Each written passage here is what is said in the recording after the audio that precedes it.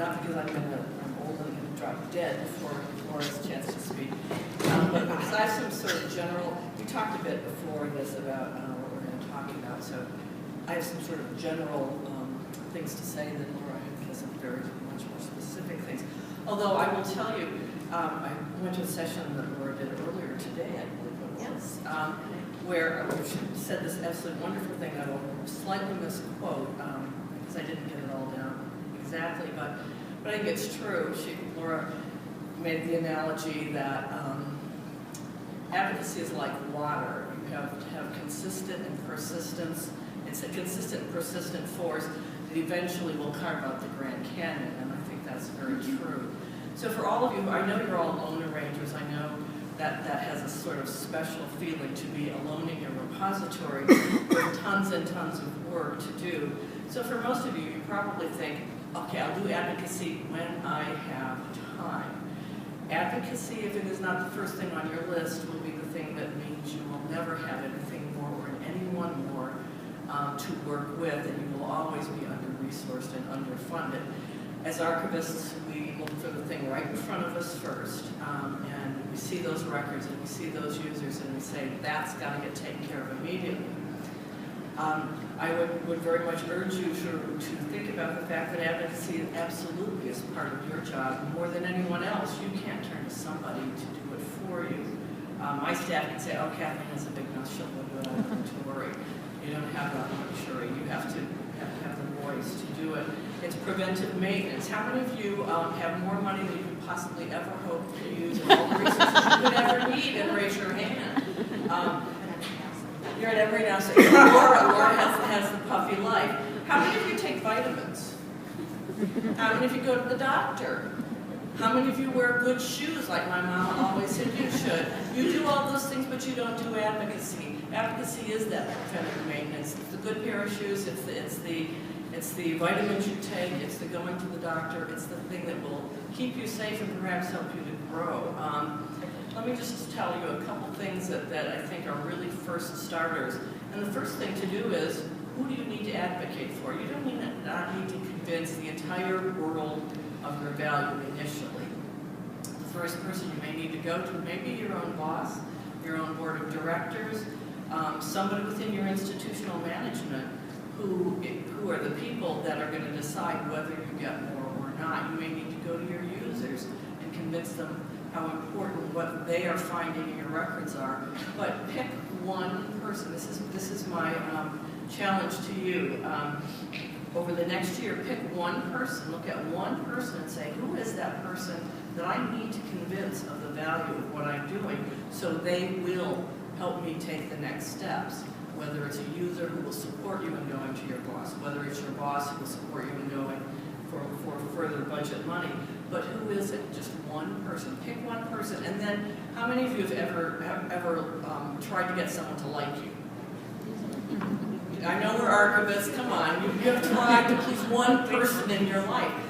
You know, and you didn't do it by just walking up to them, although some people have this technique, saying, oh, let me tell you how wonderful I am, let me tell you. You try to find out something about them, right? You try to see what is it that would interest them. What is that woman like? What is that person interested in? Pick your person and then say to yourself, what will bring for them? Who are they? What do they know? I know this is federal level, but we talked to Harry Reid, and I was going in, and I was going to tell Harry Reid about the value of the history of the West and all the records. Well, Harry Reid is absolutely in love with Woody Guthrie, I find out. You know, we went and talked Woody Guthrie archives. That's what worked for Harry Reid. I went in to see Jose Serrano, who I was going to tell Latino records, and all over his walls are Frank Sinatra pictures. You know, you don't know what the story is unless you do so. And in both those cases, I didn't do my research. It happened that I, could pull something out because I'm old enough. I remember, encountering things. But, find out who you're talking to. Find out what works for them. Are they someone who wants data? Then you get data from your archives. Are they someone who wants a good heart-tugging story? Get the heart-tugging story. But you need to take, I would tell you, at least 2 hours a week you need to set aside, put it on your calendar, and sit yourself down with a good cup of coffee. I assume everybody has my level of coffee need. Sit down with a cup of coffee or whatever your ideas and actually spend time thinking about what you're going to do, pull materials together, and get yourself ready to go. Laura's going to give you lots of good ideas, but you really need to think about what are the stories, what are the statistics, what are the things that I can show them, and start doing it before you have an ask. If you go up to somebody and say, please, sir, I want more, you've come too late. You need to start having them be in your corner, bring them by to show them what you're doing. There are lots of ways to reach out to that person, and I know I have 5 minutes, and even I can't talk fast enough to tell you everything I want to tell you in that time period. But you need to start and just pick the person, take the time to plan for it, pull your materials together. It's a fabulous example. It's about state archives, but it gives you a good example that this is out on the Council of State Archivists table. It's called The Importance of State Archives. I'll give it to you free. It has a range of kinds of data, range of kinds of stories. You've got those stories sitting in your archives. Don't go tell somebody, you know, Laura, we have the Constitution signed in 1789. Oh, whoopee, who cares? What good does that Constitution do? What do the records do? What are the outcomes and values? Not, oh look, I have Sam Wilson's signature. Uncle Sam was not from New Orleans. They didn't invent Uncle Sam. Troy, New York did. You know, I have a document with Uncle Sam's signature on it. Yeah, well, that and 5 cents will get you no money. You need to find a compelling outcome-based thing and show them again and again. And maybe you send them an email, oh look, I just found this wonderful thing, or wow, this neat researcher came in, or here's this great outcome. But 2 hours every week you need to put into identifying your person and start selling them on the value of what you do. And then you can start thinking about what's the ask that I follow up with. Then come budget time, I need enough money to do this thing that connects to my program. But just wrap up and say, do something. If you don't start doing something, you will always be exactly where you are, in poverty, whining, unhappy, happy in yourself, but not really bringing out, the thing that's important about archives is that archives change lives. You're not just sitting there warehousing something. You have materials that can change someone's life, that can change policies, that can change realization, that can make a difference. We need to get that stuff out there, and the way to do it is to focus on it and make it happen. And I know you all can. I expect next year to be invited back so you can all tell me what difference you made in the past year. And you're welcome to contact me anytime and say, well, now what the blank do I do? It starts with H, not the other one. Call me. I'm happy to talk you through anything I can do. And with that, I will stop and say, just go do it. I don't know why Kathleen keeps saying that she's old. I can tell you 35 is not old. I've heard every one of these. I'm proud. Okay. Advocacy doesn't have to be scary. I promise you that. It's not like walking across the tightrope over the Grand Canyon. It's all about the Grand Canyon today. In my role as the chair of the Advocacy Roundtable last year, I really wanted to just push the idea that small things can make a difference. And so I'm here to present to you what I like to call easy advocacy. I had someone tell me earlier today, most of you don't realize that half the stuff you're doing is advocacy, but it is, and you're just not taking advantage of the work you're doing. Everyone, open your mouths right now. Open your mouths. Now close them. Now open them. Now close them. You're halfway there to talking, and that's the #1 step. In advocacy is talking. The most important thing you can do is talk to people. People think what we do is cool. You tell someone that you're an archivist, the first word they say is cool. And the second thing they say is, what do you do? Now, I will admit that a lot of times I will default to, well, it's kind of like a librarian, but it's not. We're nothing like librarians. And the librarians that people think of are reference librarians, and most of us don't do that. So we really kind of need to think about what we're saying to people. There's going to be a great session on Saturday morning. What is it called? It is Working on Your Perfect Pitch, and it's at 9:45. So many times I tell people I'm kind of like a librarian, but then there are also times when I tell people I arrange and document people's records. A box of stuff comes to me, letters, journals, minutes, whatever, and I put that in order so people can actually use that to research it, write books, write articles, and do things. it's not this great elevator speech that talks about my role in the historical record and how I'm. But it lets people know what we do. We've got to start doing that more. I'd rather people turn to librarians and say, "What do you do?" and they say, "Well, it's kind of like an archivist."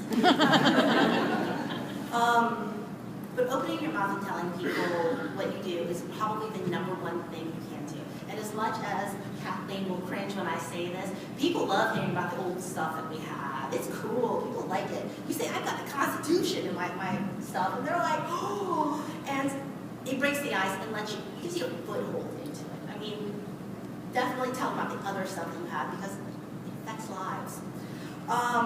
There's only 4 things that I really want to say besides opening your mouth and telling people stuff.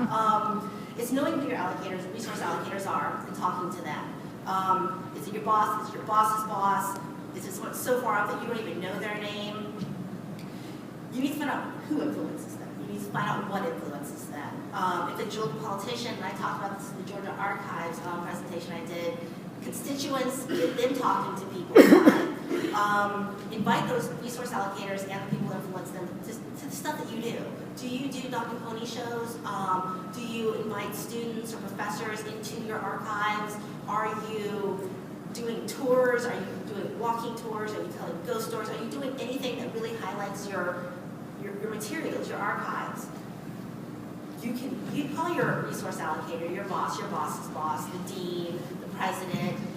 Hi, I'm Laura, I'm an archivist, and we're doing this great presentation. It's on all of the resources that we have in your organization that you run, and I would love for you to come. If you have the opportunity to invite the press, definitely invite them, because it's amazing how fast a politician will show up at your event if he knows that the press is going to be there. And really try to think of new and inventive ways to bring people into your archives. I know the Atlanta University Center a couple of years ago to highlight the Tupac Shakur papers had a block party. I know that I would say Augusta State, but now they're the Georgia Regents University, they hold ghost tours every year around the campus. These are ways to bring people in and show them that there is stuff there and that there is an archives, because there's so many universities that people don't realize they have them. This is a great group right here. Do you guys work together? Do people in different regions talk to each other? Allison has a consortia, and she wrote about it on our blog, and she's an Advocacy Roundtable. But get out there, work together. Just telling people what you do is going to do a world of difference. If you keep reminding them that you have the archives, and you have materials, and this is what they do, you're not bragging. I know we have a cool job, and sometimes you're kind of like, oh, well, it's really cool, and I like what I do. Brag about it, because no one knows what we do. That's all you have to do. Just open your mouth and shut it.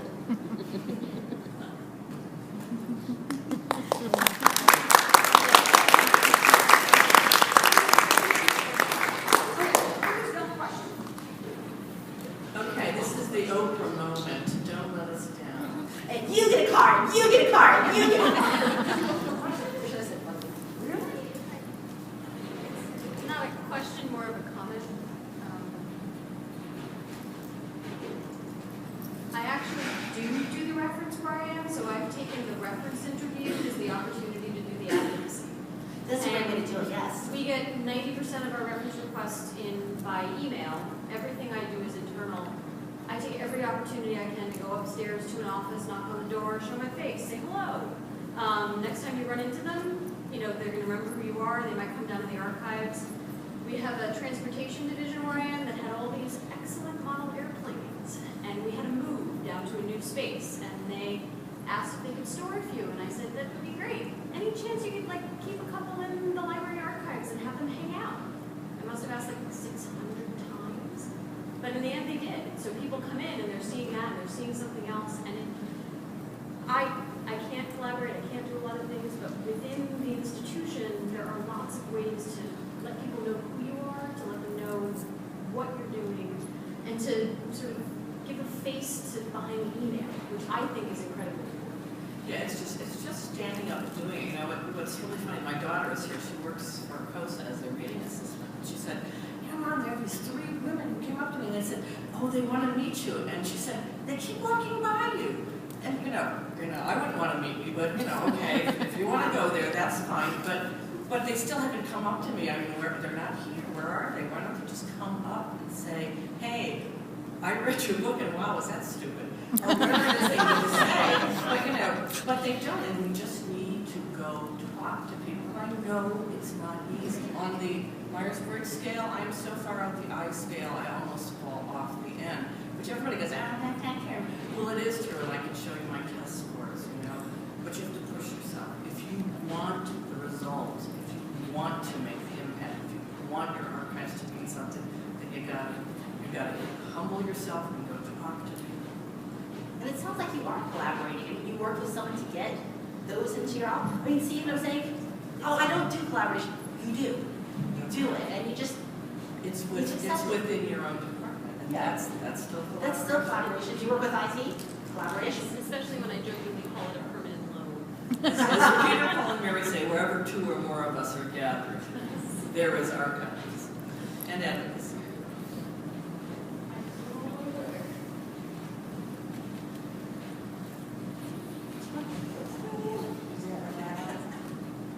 Can you hear me? Yes. I just want to say, I want to add to that it's not just in the office, it's not just at work, but I can't go into the local bar without meeting somebody who says, oh, well, you should interview my Uncle Joe, who used to coach here, or, go to parties, don't get too drunk, because there's always, you're always working with people in town, so a lot of opportunities. And you want to make sure that those people know what you do. It's that people who aren't involved in archives, people who have never heard of archives, those are the people you want. As I said in Georgia, it wasn't until we got people talking about it. It wasn't until people who had no contact with the Georgia archives, who were saying, oh, is that what it is? And then they realized, well, that's kind of important. Well, yeah. I'm frankly getting the other people to talk about why you're so important. I mean, what worked well in Georgia wasn't the Georgia archivists saying, oh, we need more money for archives. Of course you do, you're archivists. But when the mayor of Clayton was out there with his placard popping up and down, and when the historians and the genealogists, or whoever your university professors, whatever setting you're in, when your constituencies say, this is why we need them, they can actually make a better case for us than we can ourselves. But you got to take that 2 hours. You got to take that time and set it aside and go after it. They aren't going to come looking for you and say, I want to be an advocate. I made my neighbors call. We had a guy he was from a big Polish family. He had all his family call. It works. I just wanted to add to that comment of sort of knowing your constituency. This morning I was in I can't remember, but it was about the sort of government records and state archives, and someone asked a question to the state archivist saying, who are your allies? Like, who do you work with? Like, when you're trying to work with these legislators and you're trying to get these papers and stuff, who are your allies? And I thought that was a really good question. And they said, well, the press, for one. They want open access, or historical societies or genealogical societies. And knowing who your community allies are, which I thought was a great question. I hadn't thought about it before, but knowing who those people are in the community, who you can call on to make a fuss if you need a fuss, or to give you support if you need support. I thought that was really interesting to think about, and that was something that I'm going to take back with me. I mean, if you have users who say, oh, thank you, did such a great job, why not say, would you write to my boss and let them know how much you value the archives? We all get that. We all get that has to happen. And if you ask them, they'll do it. I'm gonna stand up where I can see everybody. I am an archivist in a little county archives, and I feel a little bit like a fraud here because I was a communications major. I was a journalist, and I fell into the archives, and I don't know if I'm the only one who doesn't have an archival studies major here, but although I'm learning a lot about archives, one thing that's not very difficult for me is advocacy, because I can talk. As far as you are on the I scale, I'm on the E scale the other way.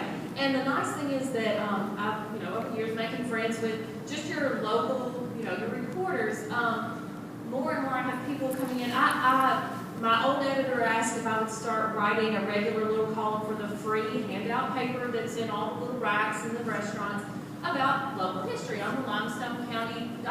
People ask what I do, I say, I keep our history and I tell our stories. And that's what I do. And just because of that one little free paper, I've had more people coming in saying, hey, I saw this and I wanted to know more about it. And I didn't even know you were here.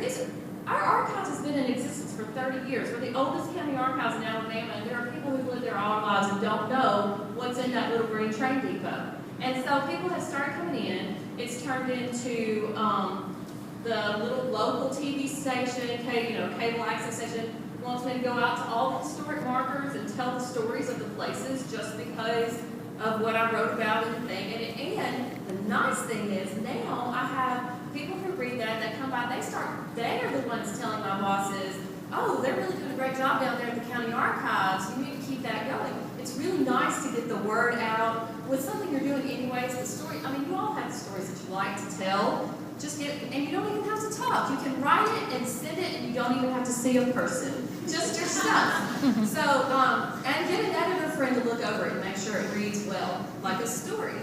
And now I have people at my boss's, liar's table at the diner over coffee saying, oh, Rebecca is doing a great job down there, isn't she? And he's going, well, yeah, I guess she is. And the result is, at the most recent budget hearings, when I asked for money for what I needed, they made me cut one line item that I had really asked for too much, just, shoot for the moon. And they made me cut it by a couple $1,000, and that was it. And I was like, okay, because they trust that I'm doing what I should be doing because they've got other people. And so if you can just take advantage of those opportunities, which it is extra work for me, but the payback. It's your core Right. work. It is your core work. Exactly. Never ever say it's extra. It's core. It got you that money. If you don't survive, you don't have one. I want to build on what she just said. If you take a good look at USA Today and even the press, there's always these historical articles coming along. 50th anniversary, 100th anniversary, Gettysburg comes along, things like that. And what I do is I look at Chase's almanac from the 50, 100 anniversary coming up, and if I've got something in the collection that I can tie to that, and you let the paper or reporter know 2-3 months in advance, then they can write, and when that stuff starts coming over the wires and they tuck it in the paper, you can get your collection folded into that. And you don't have to do it all the time, but so 4 times a year you can find something in the collection that coincides with that. On the other side, I want to mention is at a college and university where I am, we have a group called Student Ambassadors, and they're little hosts and hostesses for the campus. Okay, someone shows up, they want to get someone a tour of the campus, or they also help if their parents and people that are kids that are going to enroll or whatever. And so I make contact with them and also with our enrollment services office because they give tours for prospective parents and students. And they get tired of just saying, that's the bookstore, they all look alike. That's the cafeteria, they all look alike. But I've gotten some of them to come down to the archives, and I can say, hey, this is a leafing from a first book from Gutenberg, but this is an autograph letter of so-and-so, or this is, and the kid may not think much of it, but the parents go, oh, wow, oh, cool, and that's what they remember. And they talk about it when they leave. They talk about it to the other administrators and the people they need and so forth. So it helps build that kind of thing. I have a question. How many of you work at colleges and universities? How many of you have archives that are actively on the syllabi of other professors? Because that's one thing in Marvel that we really have striven to do, is to make sure that our materials are being used, that professors know that we have materials that will link to them and that we are being used by students. Because when they leave, we have alumni that look back and go, oh yeah, they had that stuff. I just want to, I want to stress the internal advocacy, which has been incredibly important to my job. I am a Lone Ranger shop, but we're an international organization, so we actually have 52 partner offices around the world, and I'm a holy archivist. And when I arrived in 2010 under an N.H. Pearson project grant, the archive had been in existence for almost 30 years already, and nobody knew it was there. They'd been using historic photos, had no idea it came from an archive, and really it was just about tacking on to things that already existed in the organization. So there was a website, we just created a microsite for the archive. I sent out a monthly newsletter to our staff, and it was really just an email blast, posting pictures to Facebook, and it's been incredible the response that we've gotten. And yes, it did take up my time, a significant amount of time, but it was so key to what I was doing in the organization, and the return is so worth it. Even with the stress that we have as lone rangers and have no time at all, we feel like, for anything, it was so incredibly worth it. And now I have people contacting me actively about pictures, and even though we don't get directly financial resources increase, it's been a little bit better. We had an opportunity within the organization for an intern, a full paid intern from Italy for a year, and the department they gave it to was the archive for the first time ever after all this internal advocacy. So it's totally worth it, and people are so excited to just hear about the cool stuff that we had. I found a picture of a boat from World War I that one of our ambulance units had, and I blasted that to all the students that are in our programs, and we got 250 likes on Facebook, which was amazing.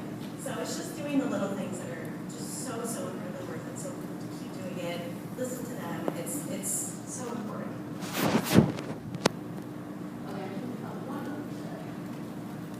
I actually think I'm the first one with a question. This is for a question about how to do, I guess you'd call it pre-advocacy. Through some advocacy that I did several years ago, I managed to get the archives onto faculty training week, which was very good. It went very well. We got stellar reviews. We were on it for 5 years in a row, and then in the way that universities usually work, that person moved up and on to somewhere else. The new person did not want to be associated in any way with the way that their predecessor did it and cut it immediately. And I contacted the person and I set up a meeting and I showed them the reviews and they said, well, no, we're not interested. And then I tried inviting them down to the archives to see the collections we have from their particular part of the university. Not interested. So I'm sort of at the brick wall of how do I get to this person who won't meet with you, sort of spark their interest to sort of start the conversation again. I would suggest one thing is it may not be you who can get to that person. Who influences that person? You know, if it's a provost, will he listen to, you know, the president? Are there people who really appreciated that if they said to him, you know, if this was really great this year, or whoever it is, this was really great this year, but you know what I really missed? That thing with the archives, that was really valuable to me too. So it may not be you. You may need to draw other people in to be your advocates for that, and get someone else's pressure to come to bear on that. Or is there some way, is there a particular discipline or area they're interested in, and can you get them to recast it under a different name, focusing on what they're interested in? It may be, well, that person did it, so I won't do it. So give them either a different way to do it or get someone else to pressure them. Those are the first things that come to my mind. I come from a background of development, fundraisers, and one thing I always found is that fundraisers normally will get their way because they're the ones who bring in the money. If you can get to library development, you can get to the director of development, they have so much power. And if you can get them kind of working with you, and I mean, these are people who want to work with donors, and donors like new stuff. They do. They love the old stuff. And that might be another way to get around it, but definitely find somebody who influences that. And it may be the wife or the kid, you know? I mean, one of the good things in Georgia was Governor Deal's wife. He went home and talked to her. And I also once was told that if you can get to the kids and have the kids come home and mom and dad sitting over dinner and saying, so what did you learn today? And as most kids, I don't know, then if they can say, oh, well, I saw this cool thing, parents are interested, they're excited about it, and that kind of moves on too. All right, well, outstanding. I know we could talk about this for hours and hours and hours, but we'll do that on listserv and in the newsletters. And I just want to thank you guys for taking the time to talk to us. And hopefully this has kind of got our juices flowing on how we can kind of proceed on our own. And hopefully you guys will be around to help lead us when we have more questions. All right, thank you so much.